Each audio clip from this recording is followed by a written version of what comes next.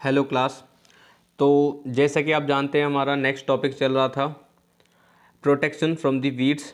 तो यहीं से हम अपना जो टॉपिक है उसे स्टार्ट करेंगे। इससे पहले जो हमने पढ़ा था वो अलग अलग जो हमारे मॉडर्न मेथड्स हैं इनके बारे में पढ़ा था। अब इससे आगे स्टार्ट करते हैं। तो जब कभी भी हमारे खेतों में कुछ अनडिज़ायरेबल प्लांट्स उग जाते हैं, यानी कि जिनकी हमें ज़रूरत नहीं होती, ऐसे उग कैसे जाते हैं वो?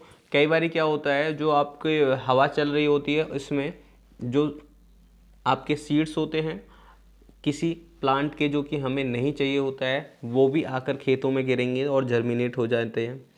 तो ऐसे जो प्लांट्स होते हैं अनवांटेड या फिर अनडिज़ायरेबल प्लांट जो नेचुरली ग्रो कर जाते हैं, हमने उन्हें उगाया नहीं था, वो प्लांट्स क्या कहलाएंगे? आपके वीड्स कहलाएंगे। अब हमें इन्हें हटाना क्यों पड़ता है? हमें हटाने इन्हें इसलिए पड़ता है क्योंकि जो आपके वीड्स हैं वो भी आपका न्यूट्रिशन ले रहे हैं सॉइल के अंदर से, और जो हमने क्रॉप उगाई है वो भी आपका न्यूट्रिशन ले रही है। तो जो आपका वीड है वो एक तरीके से आपके क्रॉप के साथ में कंपटीशन कर रहा है अपनी एग्जिस्टेंस को बनाए रखने के लिए। लेकिन क्या हमें वो वीड चाहिए? नहीं चाहिए। तो इसीलिए हम क्या करते हैं, उन वीड्स को हम वहाँ से रिमूव करते हैं। ठीक है। और रिमूव को हटाने की प्रोसेस को, यानी कि वीड्स को हटाने की प्रोसेस को जो है वीडिंग बोला जाता है। तो ये रहा वीडिंग।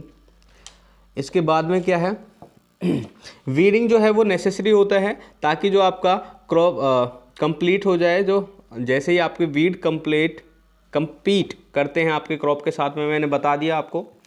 तो जो फार्मर्स होते हैं वो अलग अलग तरीके से जो है एडॉप्ट करते हैं। जैसे कि अगर हाथों से निकालना है तो डायरेक्ट भी निकाल सकते हैं, और जो है वो खुरपा वगैरह का जो है यूज़ करते हैं। ठीक है, ताकि वो जो है वहाँ से रूट के साथ में बाहर आ जाए। और जो वीड्स हैं वो उनको कंट्रोल करना, ठीक है, control by using the certain chemicals is called the weedicide. आपका वीड्स को कंट्रोल करना कुछ केमिकल्स के द्वारा, वो प्रोसेस कहलाती है आपकी वीडिसाइड्स।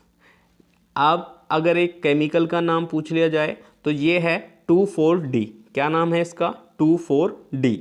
ठीक है। ये जो स्प्रे होती हैं किल कर देती हैं वीड्स को और आपकी डैमेज होने से बचा लेती हैं क्रॉप को। जो वीडिसाइड्स होते हैं ये डाइल्यूट करके वाटर के अंदर मिलाए जाते हैं और स्प्रे कर दिए जाते हैं पूरे खेत के अंदर। और धीरे धीरे से क्या होगा, ये ऑलमोस्ट जो आपके जितने भी ये केमिकल्स होते हैं ये आपके वीड्स को ख़त्म कर देंगे।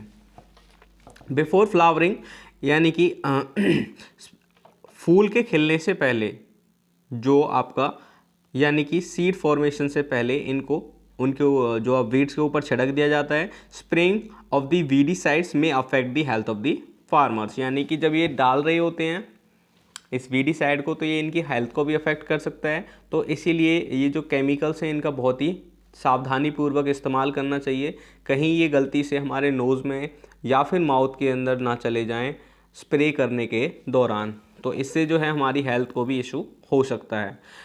इसके बाद जो टॉपिक है हमारा हार्वेस्टिंग। जो हार्वेस्टिंग होती है इसकी डेफिनेशन भी एक अलग है।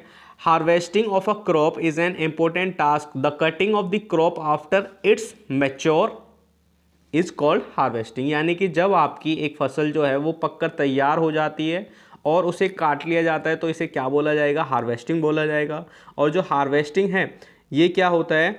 पुल्ड आउट और cut close to the ground, यानी कि जो इससे जो आपकी फसल तैयार हुई है इससे लगभग ज़मीन से थोड़ा सा ऊपर से काटा जाता है, तो ताकि जो आपका ज़्यादा से ज़्यादा हिस्सा जो है वो यूटिलाइज किया जा सके। It is usually take 3 to 4 months for the cereal crop to mature, यानी कि लगभग 3 से 4 महीने लग जाते हैं हमारी जो फसलें होती हैं, जो अनाज की होती है, पैडी की होती है, इन्हें तैयार होने में।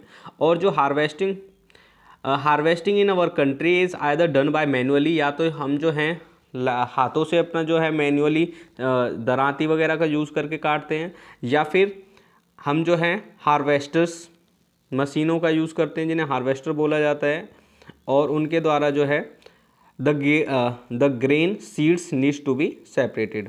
तो उनका जो आपका ग्रेन है वो काफ से यानी कि भूसे से सेपरेट हो जाता है। इसी प्रोसेस को क्या बोला जाता है? थ्रेशिंग। ठीक है। तो यानी कि जब आपके सीड्स काफ से अलग हो जाते हैं, यानी कि भूसे से अलग हो जाते हैं, तो इसे बोला जाता है थ्रेशिंग। ये जो है कैरिड आउट किया जाता है एक मशीन है जिसका नाम है कंबाइन। ठीक है, कई लोग गाँव में कंबाइन बोलते हैं, लेकिन इसका एक्चुअल नाम क्या है, कंबाइन। तो which is the factor of the harvester as well as thresher, क्योंकि ये दो काम करता है, एक तो हार्वेस्ट यानी कि कट भी करता है, और थ्रेश यानी कि जो आपके सीड्स हैं उनको भी जो आपका काफ है उससे अलग करता है, इसीलिए इसे कंबाइन बोला जाता है। इसके बाद एक छोटा सा यहाँ पे दिया हुआ है, ये काफ़ी इंटरेस्टिंग होता है, पढ़ने के लिए ज़रूर पढ़ना चाहिए।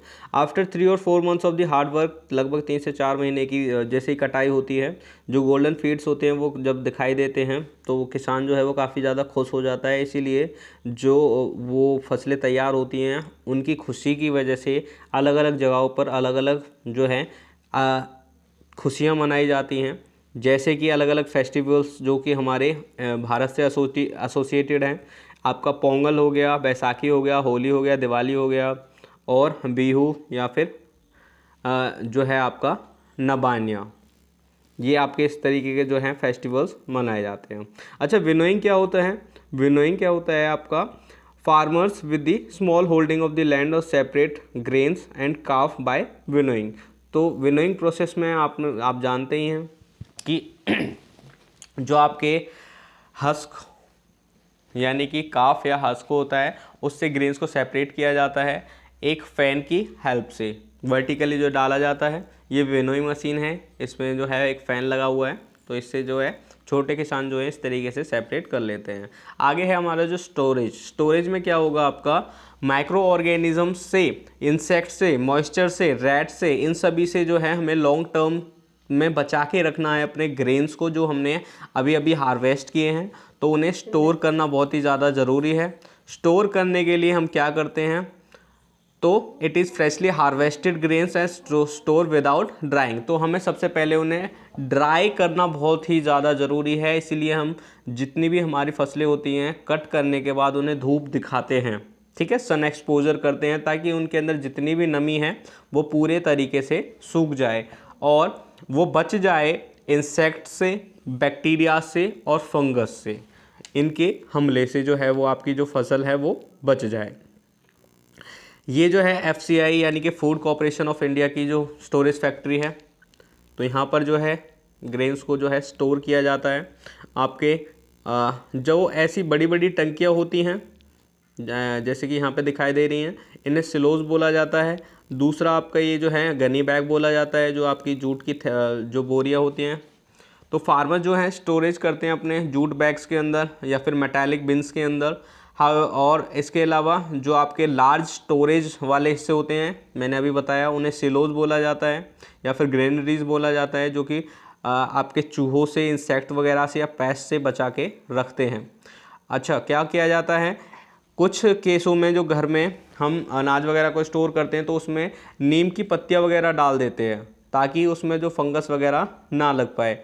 High quality grains are big good one and specific chemicals treated are requirement to protect them from the pest और माइक्रो ऑर्गेनिज्म। कई बारी क्या होता है, जो हमारे लार्ज क्वांटिटी में जो ग्रेन्स स्टोर करते हैं वो केमिकली उन्हें ट्रीट करते हैं ताकि जो माइक्रो ऑर्गेनिज्म हैं वो उनके ऊपर किसी भी तरीके से अटैक ना कर पाएँ।